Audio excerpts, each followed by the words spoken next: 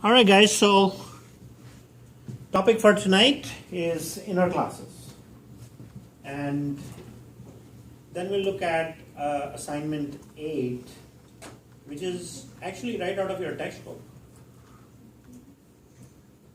So, definition of an inner class is writing a class inside another. So, having a class like this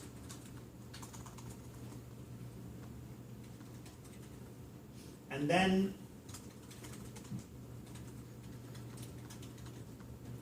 this.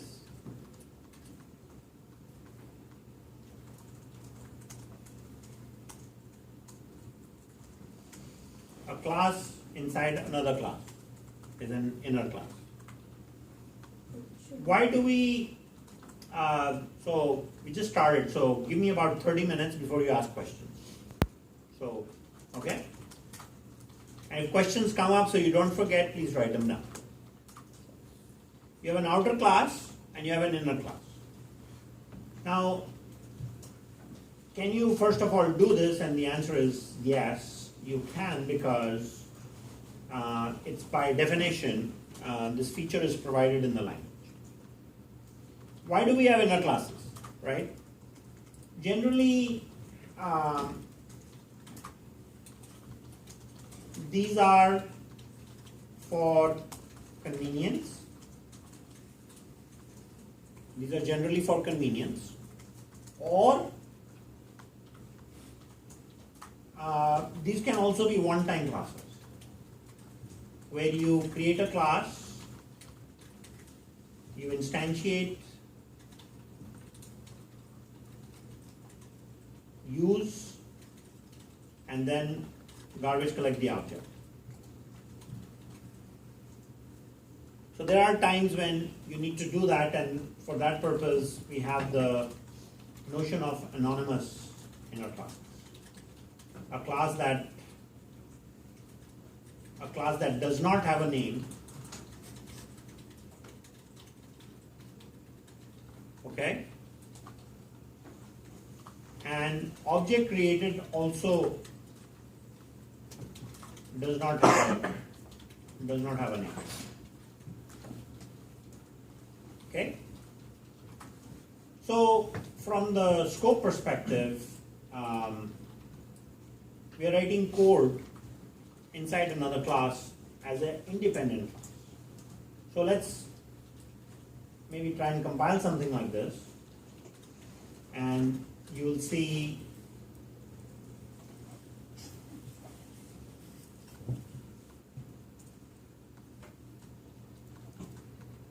that when an inner class is created,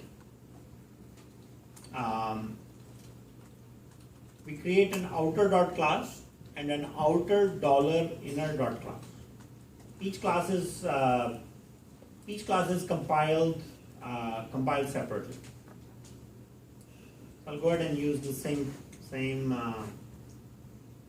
class that I was using previously.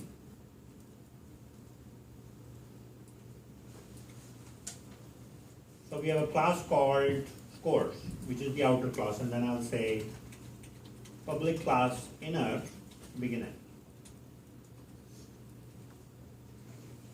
So if I were to now go and look at the bin directory of this project, so let me run this program, which means the class files have been created. So I'm going to go look at the properties of the folder to find the project folder.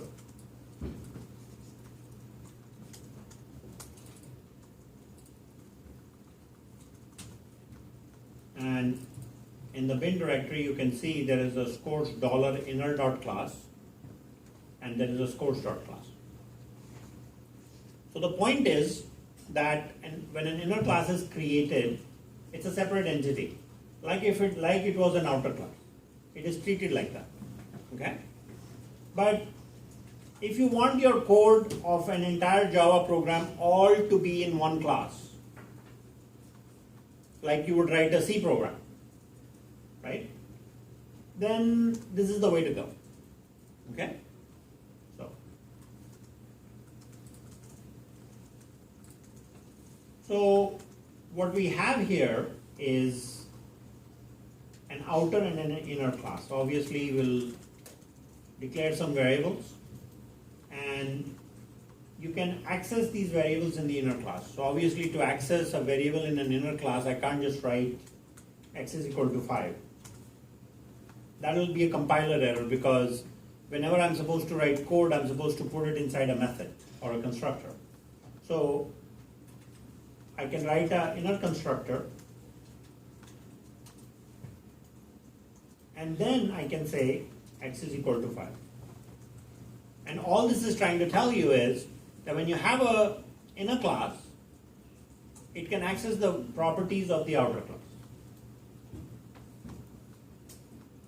All right? If you have a property in the inner class, it cannot be accessed by the outer class. For example, if I write a method m1 and I try to say y is equal to 55, it's going to say, what do you mean? Right? Y cannot be resolved to a variable. Y cannot be resolved to a variable. What does that mean? That this guy is only private to inside here, between the begin and the end, and that's it. Now if I want to give access to Y, there is nothing stopping me from instantiating inner inside M1 and then saying A1 dot Y is equal to 55. That is perfectly fine, right? This is getting crazy in terms of scope, and I have only talked about one type of inner class yet, right? So this is great, I guess, in some way, but now I make this private.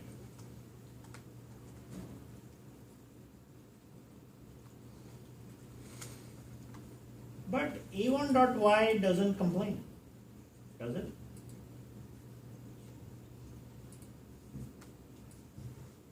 Private int y. A1.y doesn't complain. Shouldn't it? Is it because you're in scope of scores? Yes. Let's see if that is working, right? So let me say something to really make sure that things are value of inner y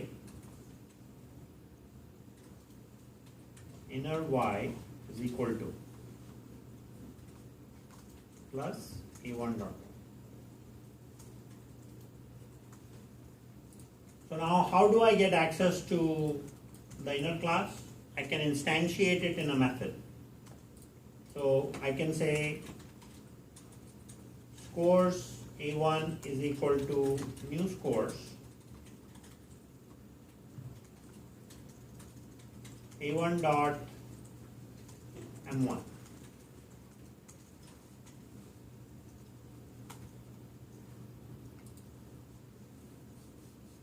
Right? So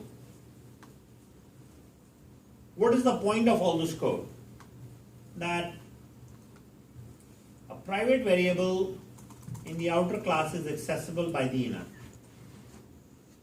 A private variable in the inner class is accessible by the outer through these means. Even if you declare it private, it's not private. So we start to break the rules of encapsulation on object-oriented programming side, and this is the first step in spaghettiness. I mean to make Y private, but it's not, because I'm able to access it, right? So write down the question. Write down. Yeah. I need 20 more minutes. Okay. I will take your questions in about another 20 minutes. So this is the first type of the inner class, right? The first type of inner class.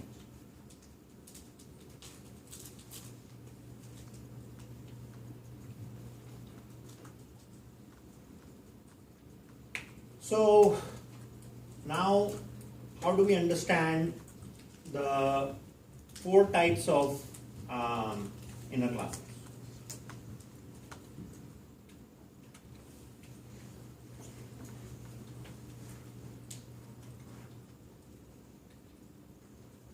When we talk about 4 types, we've got type 1, type 2, 3, and 4.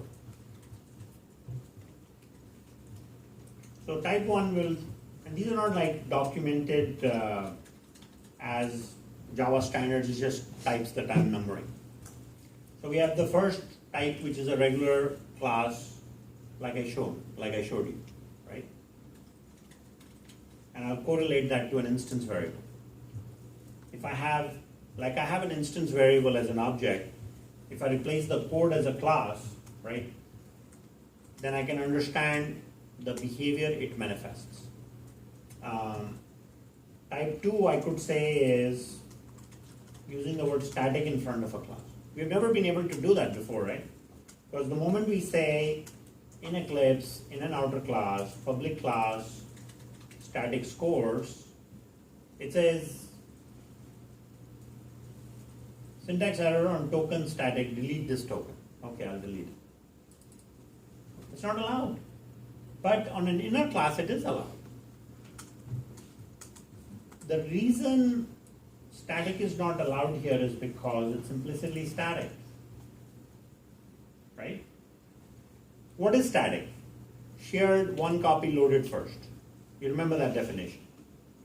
Static variables are shared. There is one memory location allocated for anything that's static, and it's loaded at the start. Now, if JVM needs a class to be loaded to run the program, it makes the outer class static for that reason. Right? It's a fair question. So.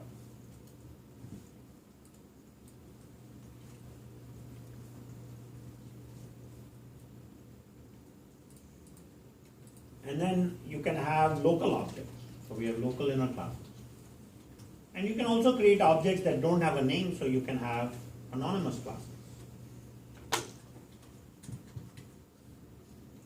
Anonymous. Yeah? So let's get back to type 1. And you saw this example. Now if I wanted to create an instance of the inner class in main, how would I go about doing that? Now it's possible to create an instance of the inner class inside a method or a constructor of an outer class. That's totally fine. But if you want to create a instance of the inner class in main, I'll have to say scores dot inner v1, another like some new name, and then I'll say new scores dot new inner. Now you see, this is the type 1 inner class, and this block of code is acting like it's an instance thing. I can't call it an instance variable because it's not an instance variable. It's like an instance class, a new word, right? We like to mix words together to make new words. There you go. Maybe with a hyphen, right? This is a instance class because I need to create an instance of scores to access it. That there is the connection in understanding type 1 inner classes. If you can understand that, I think we're in good shape. And that tells you right here, new scores. I now have a reference of the outer object, and I'm using that anonymous reference to create the inner. And once the inner is created, this object is garbage collected. I could also go in and say what? Scores dot inner B2 is equal to new, no, let's do this. Scores B1 is equal to new scores. B1, then we say scores dot inner B1 inner is equal to B1 dot new. Can I even do that?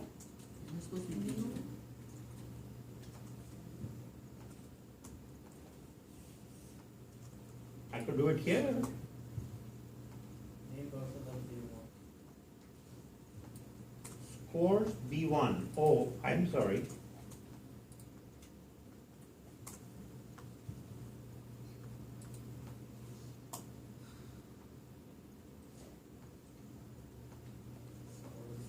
Scores cannot be resolved as a type. There should be an else. Oh, right. Okay. So,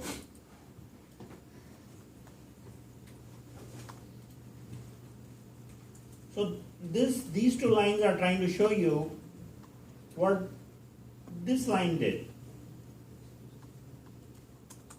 Got it? This is how you instantiate an inner class, by using a handle or a reference of the outer class. Okay? So this line 19 and 21, 22 show the same outcome. Okay, so this is the first type of class, and I think I'm at a good break point where I can take questions before I step into the other two types of classes, and I saw your hand go up and then yours. Okay? You? I don't understand how if the compiler sees it as an inner class as a different class and creates a different .class file, right, for the different class and gives a different bytecode, then how come when you make it private in one of the classes, it doesn't understand that the scope is only restricted to one .class and not both of them for the inner class?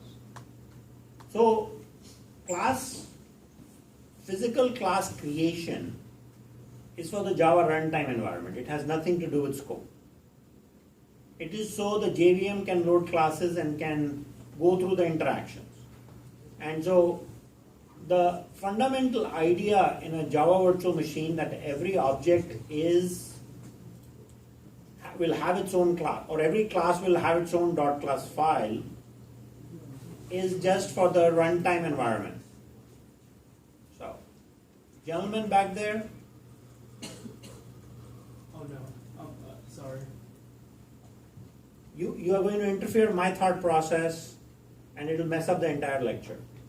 So please stay with me, yeah? If you don't mind. Thank you. So, is your question answered? Yeah. Can you have more inner classes inside the inner class? Oh, can you? Can you? Sure. In fact, I have an example that I've uploaded, and there is no limit. So then when you instantiate the scores.inner B1, if you make another inner class, you would do scores.inner.inner? Sure. Okay. And you just use the dot operator until you get to what you want. And is that a good idea No. from a coding perspective? I mean, all the nice things, all the niceties of, if that's even a word, but all the nice things we have learned about object-oriented programming seem to get thrown out of the window. And yet there is some claim that with inner classes you can be object-oriented. So, yes? Can you instantiate an inner class from another class? Like not from the outer, but Yeah, sure. same way like you referenced the outer. Yeah, just like we did in main, you can instantiate an inner class from anywhere. Right. Unless, I'll be right there, please. Unless I make this guy private. Now, save, and guess what? I guess not, right? What happened? Because is the main in the same class, that's why? Maybe that's the reason. So let's create a new class.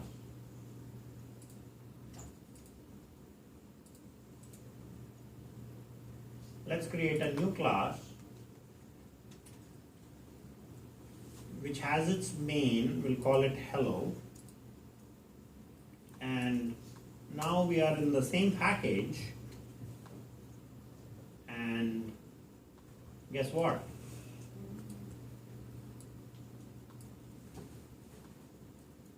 Not accessible, right?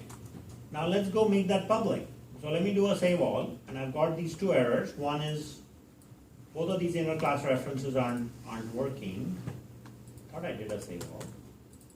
So let me go back here, still an error. Let's make it public.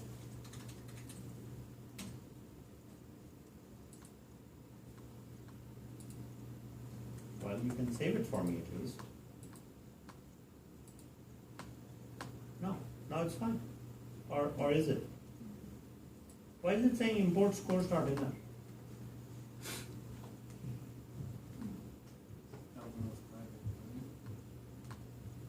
The import cannot be resolved. Okay, so we don't want it. It added that on its own. I mean, Eclipse is trying to be smart. So now it's working. If I run it, it works. Right? So don't misunderstand private, because generally a good idea would be to avoid these kind of issues, to write a different main.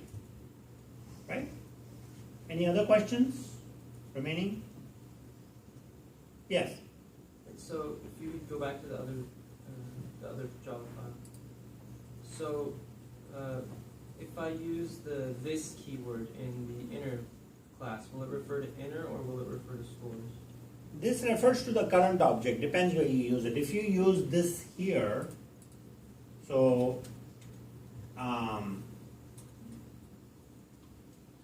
and you say this dot y is equal to y, then this refers to the instance of inner. So if you want it to refer to scores, how would you do that? Well, you write a constructor for score. So let's do that, and you'll do the same thing. So we can say public class scores, and you have public class scores int x, this dot x is equal to whatever.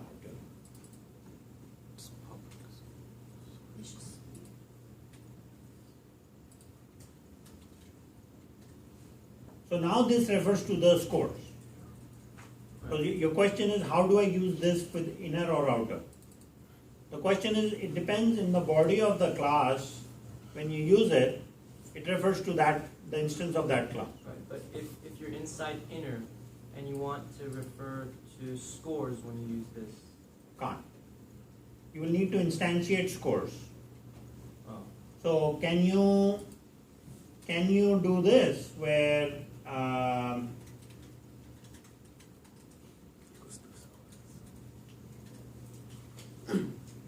and can you make an instance of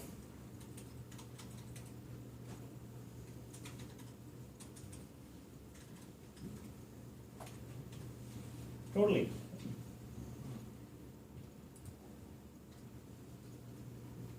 That's how you do it.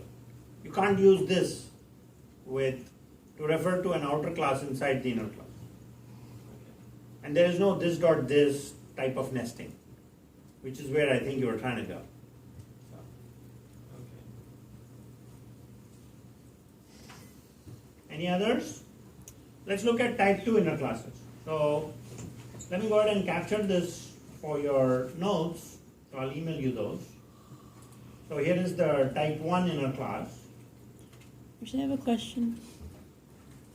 Yes. So in method M1, you were able to say inner A1 equals new inner, but in main you said scores.inner equals new scores.inner or something. Right, because when I'm inside the inner class, when I'm in the scores class, which is the outer class, I can refer to the inner class, which is at the same level, without any problem. But when I go in main, whether it's in the same class or the other class, I need to set the context of the outer class before I instantiate the inner. Okay. And it's important to understand this part. Meaning you're instantiating the outer class to gain access to the inner class. Make sense? I think so. All right.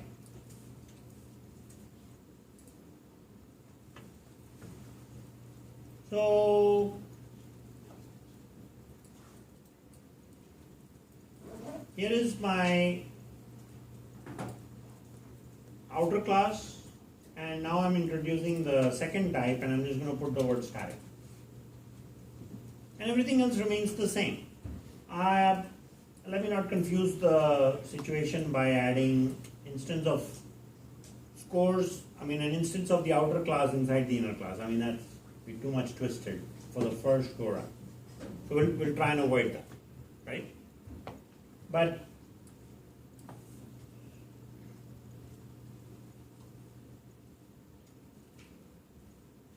now we have a static inner class, which means like a static variable, I don't need an instance of outer to create inner. Because it's static, right? Static means what?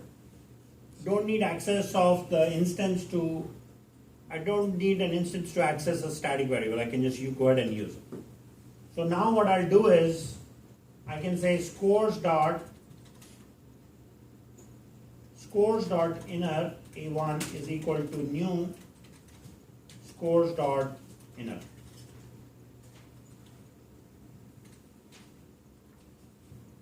And now you're playing in the static world. You've got static variables, you've got static methods, and now you have static inner classes. And you can go down the nth limit. There's no limit on how many inner classes you can create. You can just keep going and going and going until it's unmanageable from a stack perspective, right? So now I can go in and say A1 dot what? There's nothing for me to access other than the private variable y, which I can probably try to say A1 dot y is equal to 55, and that works. And that works because I'm in the same class. If I move this over to the other class, if I move this to this class, now it's not accessible. You have a question? No, that's exactly what I was going to ask, actually. How did I know? All right. Very nice. Yes, please. So, is the concept of getter setters inside the inner class? Yeah. All the things you've learned about classes apply to inner classes. So yes, you can. So you put a button. Yeah, you can set methods. You can create a property as private and make methods to access. Certainly. Sure.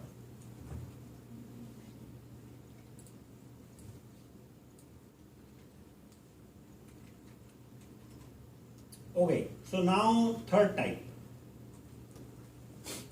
We're going to write a method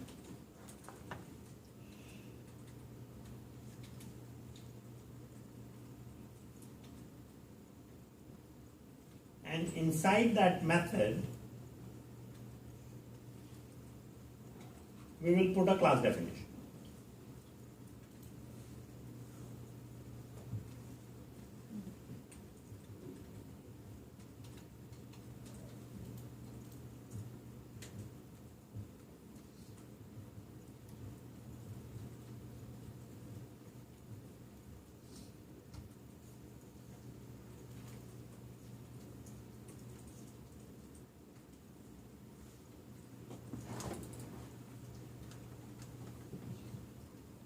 So this is the definition of a local inner class.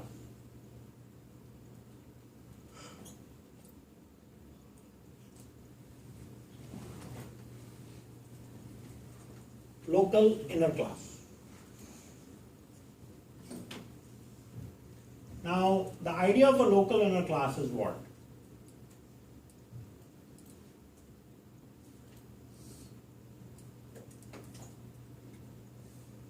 We have M1 as a method, and you can see where the method starts and method ends, right? It's showing that length of the method. If the inner class were to compile correctly, it would start here and end here. And this is your constructor.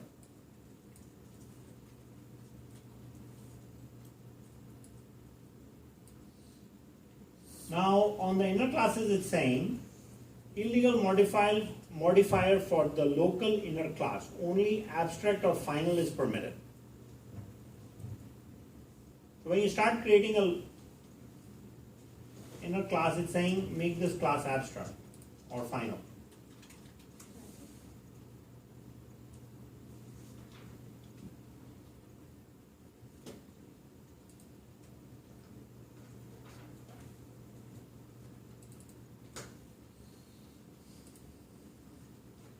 So it won't even permit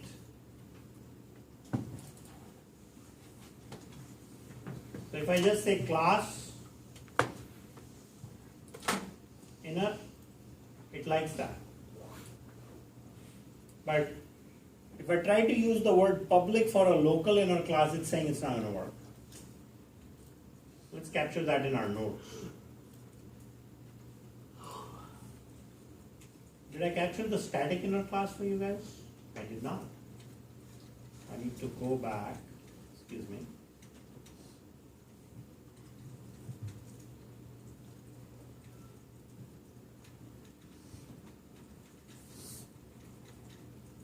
Okay.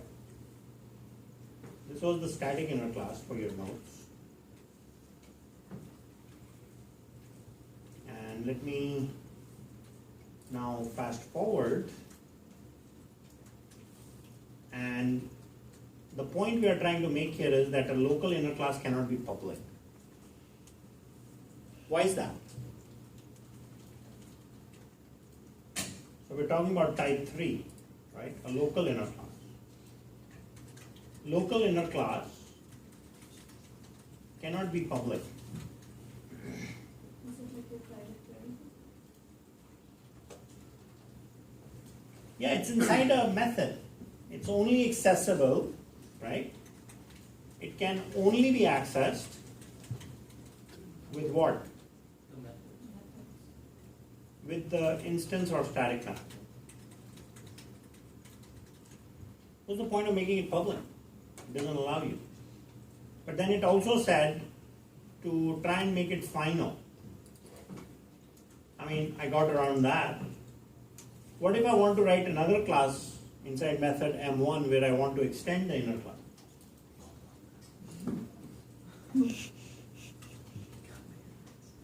Class have no idea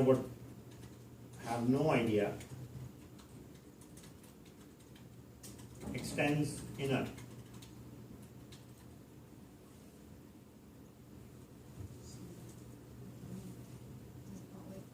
Doesn't like it. I mean, I'm not using the word public. Okay, I'll make it private. It doesn't like that either. What if it's abstract? Yeah, what is that?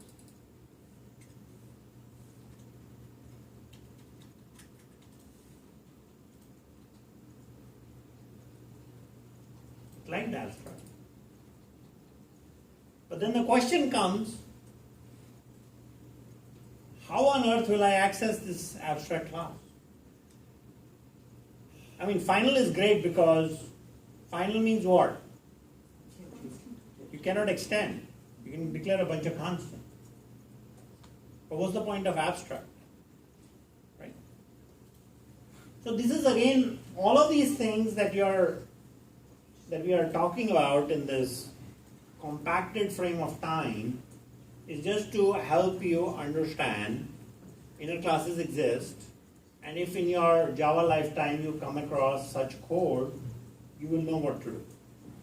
And it's always good to try out these small code snippets when you're looking at a large code base. Who knows?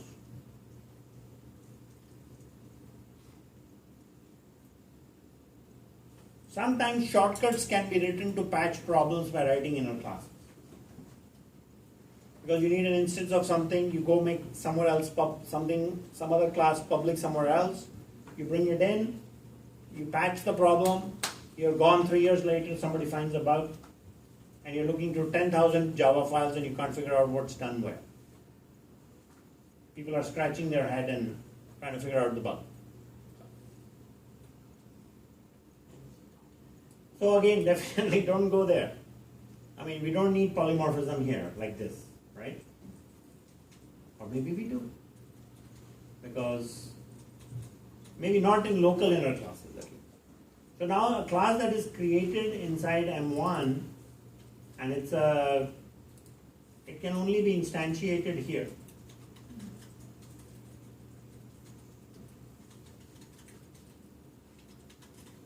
If there is anything that I can do with inner classes for testing purposes, is a great opportunity, right? So all these corner cases are really good. So detailed note taking, example of detailed note taking around this lecture will help you with your final.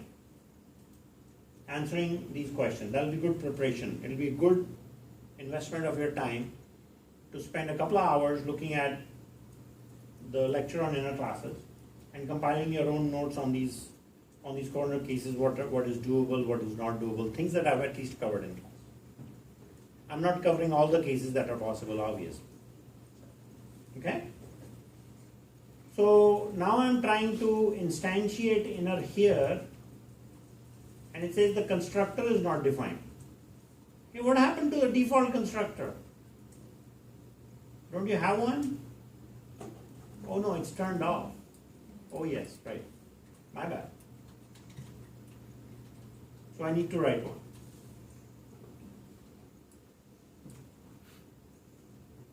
Right? I need to write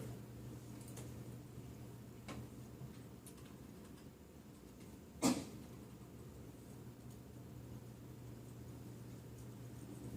So now I'll create scores. A1 equals new scores.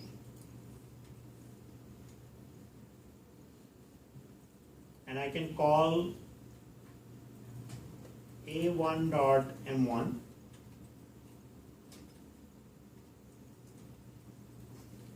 And when M1 is called, inner gets instantiated. And maybe just so I can see something that's printed out, I can print this out like this.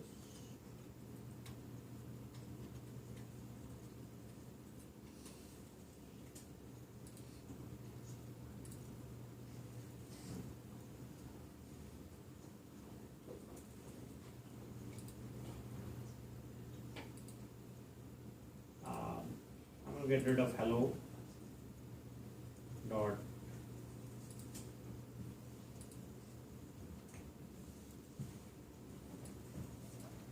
so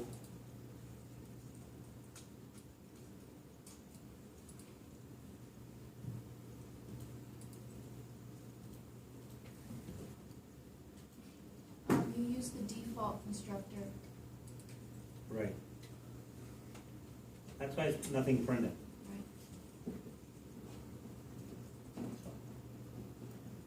Maybe I should print the value of y2, but whatever. Okay? So this is the local inner class, third type.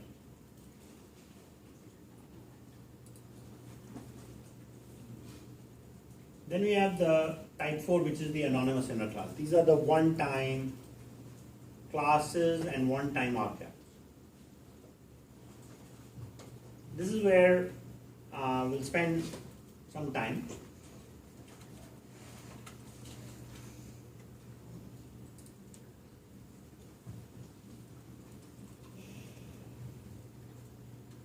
So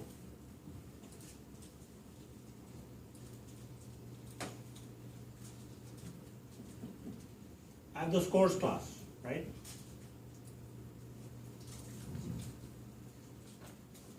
And I'll create a new class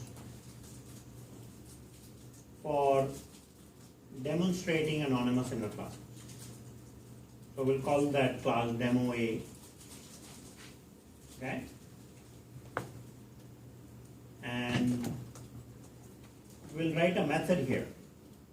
So we will give demo A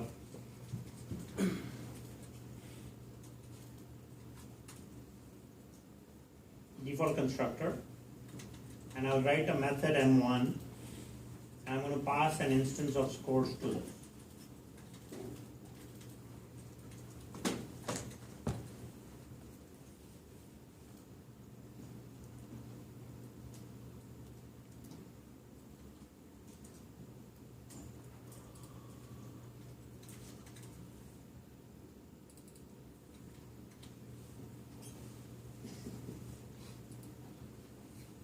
Okay?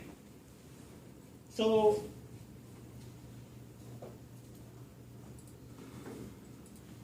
to make life interesting, let's add an add method. So it's memorable. Can we please avoid the noise? Thank you. And we will just return x plus y.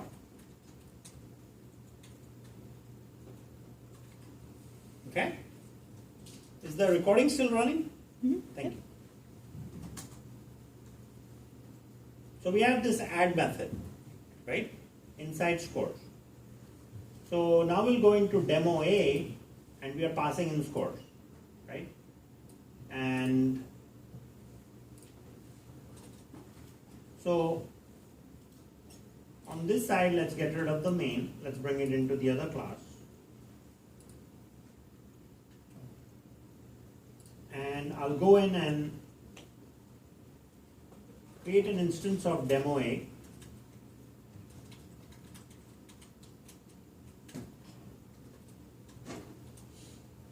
I'm going to call method M1. And I'm supposed to pass an instance of scores to it. I don't have one. So I'll just create one on the fly.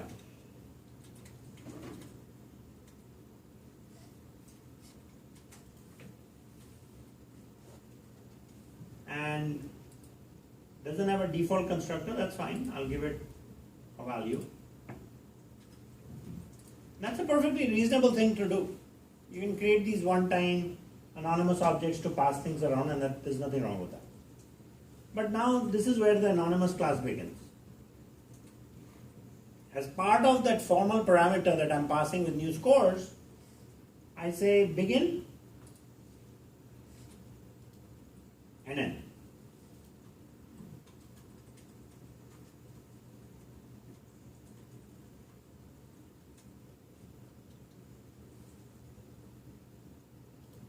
So I'm going to put a class definition inside the definition of the formal parameter, right? So I've created the object and I say begin end. This is the start of a class.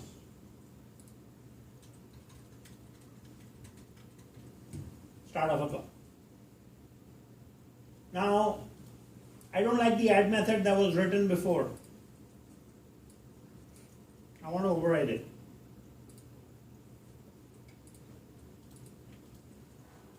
It's a class. Do whatever you want. I'm going to say return x plus y plus x because I'm a special child. So I'm going to add my own way. I've overridden this method.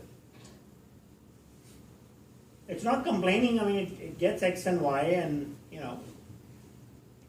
and then, oh, by the way, I want to declare an instance variable.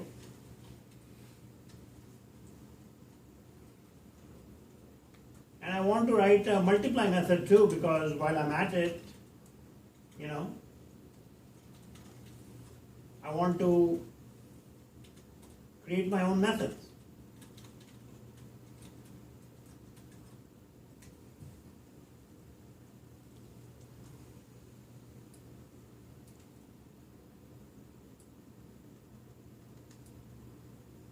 So now scores A1 is created, right? And you go here and you say, can I multiply two numbers?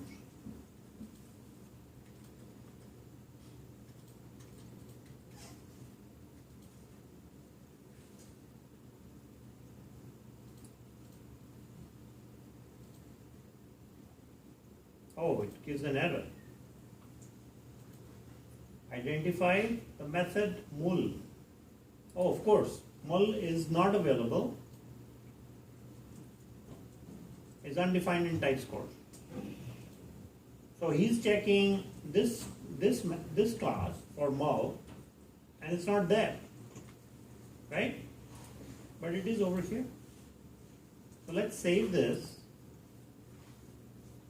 Mul doesn't work here. But if I call a1.add, which one will be called? Now that is an overridden method, right? This guy is an overridden method.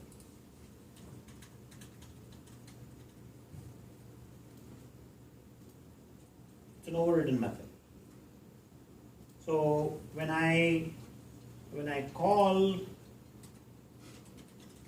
system.out.println,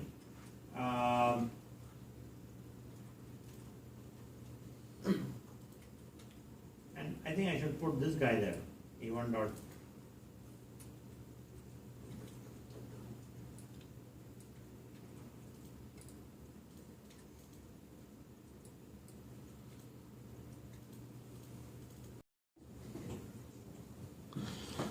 So you can go through all these constructs that you have learned all within our classes, and it's a jungle by itself. Like OOD is a jungle, inner classes is a jungle. But my constraint is that try out Lab 8, get a feel for what inner classes are like. And then you come back and tell me after you're done with assignment 8, what was the experience like. So assignment 8 is go write a couple of classes. It's a very simple assignment. I think it's like write a triangle and there is an abstract class. And what I'm saying is take all of those classes once you have written assignment 8 as a conventional lab, and then put everything in one Java file, right?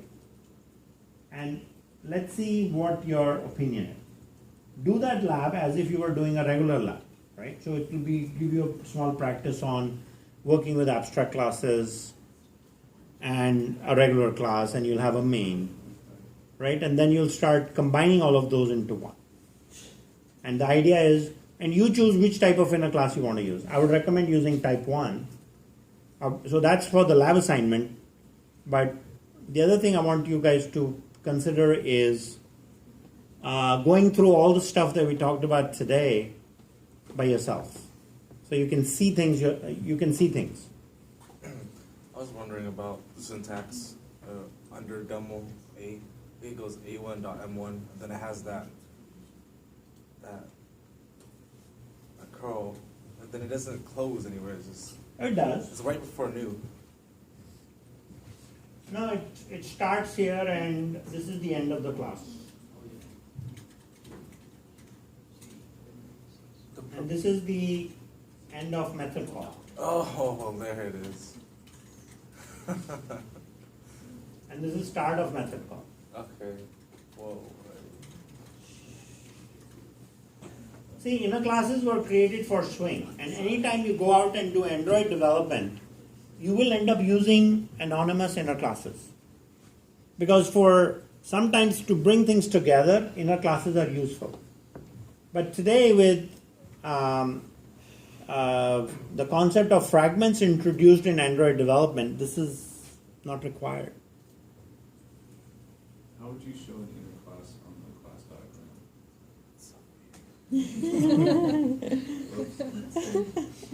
Wait. He read the question.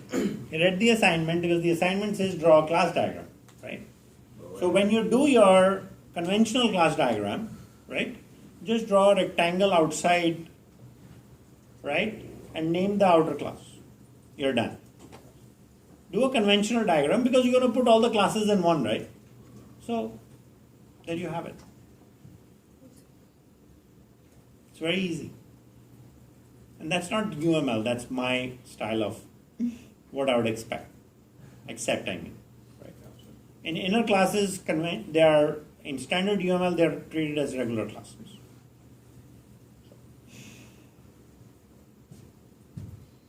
Okay, that's it for tonight on inner classes. We've got a couple of big topics coming up on data structures, linked lists. So next couple of weeks should be a lot of fun for you guys. Yes? Can you define an inner class and an interface? Can you? Yes? Would it be practical? No. So another question could be, can you use an inner class to instantiate an abstract class? Because if you have an abstract class, right, and you guys want to try that just for fun? You can instantiate an abstract class. You know, in the past we said you can't, right? So here, and I thought we were done. This is all just for laughs. I mean, inner classes, we're learning this just for laughs. So, Also, you don't really use it. no. In what cases it would be a very good choice to use it? GUI develop.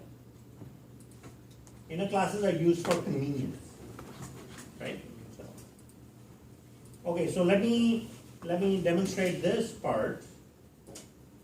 So I guess I can delete scores.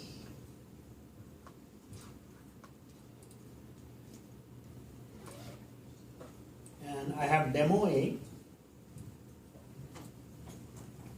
So let's make public abstract class demo A, right? And we have method M1 and we'll pass demo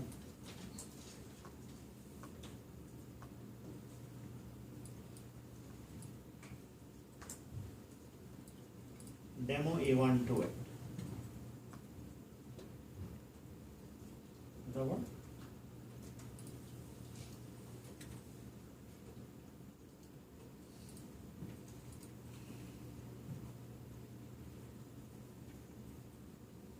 So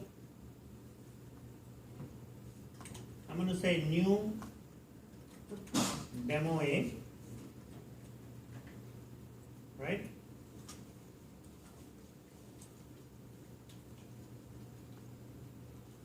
There, I just instantiated an abstract inner class or an abstract class using an anonymous inner class.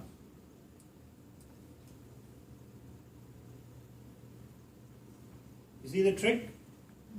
I started writing a whole class definition for the abstract class. Right? So, this is how you can. This is not really instantiating an abstract class. It looks like we are, right? Because you can even say demo A, A1 equals new demo A and all that.